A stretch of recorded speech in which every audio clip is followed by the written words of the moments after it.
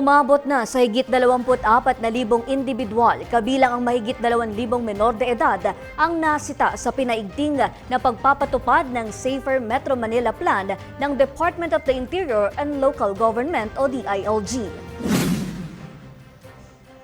Ayon sa National Capital Region Police Office o NCRPO, nakatuon ang operasyon sa pagpapatupad ng curfew sa mga menor de edad, pagbabawal sa pag-inom at paninigarilyo sa pampublikong lugar, indecent exposure at videoke operations lampas alas 10 ng gabi.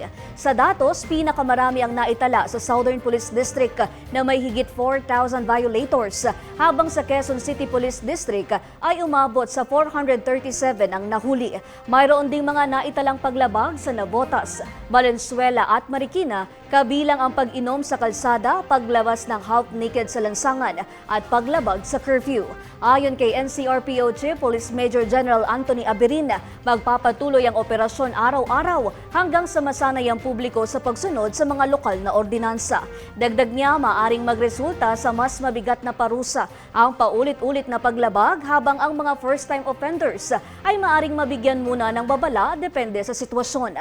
Bahagi ang kampanyang ito ng mas malawak na hakbang ng pamahalaan para mapanatili ang kaayusan at kaligtasan sa mga komunidad sa Metro Manila.